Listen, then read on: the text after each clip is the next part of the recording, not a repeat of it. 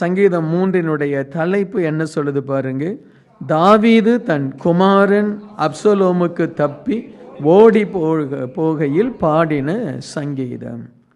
அவனுக்கு தன்னுடைய குமாரன் மூலமாய் கூட அவனுக்கு ஆபத்துகள் வந்தது, மரணம் வந்தது, மரண சூழ்நிலைகள் வந்தது. ஆனால் அந்த அதிகாரத்தில் 8வது வசனத்தில் பாருங்க, அவன் ஒரு கொடிய துக்கத்தில் போய் கொண்டிருக்கிறான்.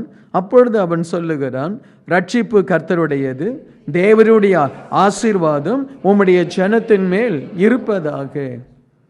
குமாரனுக்கு பயந்து ஓடுகிறான். மரண இருள், அவனுடைய வாழ்க்கையில் நிறைய மரண இருள்கள் வந்தது. அந்த மரண இருளிலும் கர்த்தரை துதிக்கிற வார்த்தைகள் தான் தாவீதனுடைய வாயிலே இருந்தது. ஆமீன். ஒருவேளை இன்றைக்கு ஒரு மரண இருளில் தான் நான் போய்கொண்டிருக்கிறேன். ஒரு பிரச்சனை, நான் நினைத்தது எல்லாம் எனக்கு எதிராய் மாறுகிறது. ஆனாலும் நான் துதிப்பதை நான் விடுவதில்லை. எனக்கு சவுல் விரோதமாய் எழும்பலாம், கோலியாத் விரோதமாய் எழும்பலாம், பிரச்சனைகள் வரலாம், என்னுடைய வாழ்க்கையில் நிறைய போராட்டங்கள் வரலாம். ஆனால் நான் ஒரு துதிக்கிற மனுஷன் என்பதை தாவீது தன்னுடைய வாழ்க்கையில் நிரூபித்தார். இன்றைக்கு அப்படிப்பட்டவர்கள் தான் வெற்றி அடைய முடியும். அப்படிப்பட்டவர்கள் தான் மேன்மையான ஓட்டத்தை ஓட முடியும்.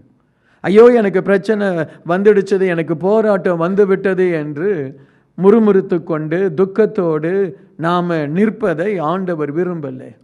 நம்முடைய வாழ்க்கையில் துதிக்கிற அனுபவத்தை தயவு செய்து விட்டு விடாதிருங்கள்.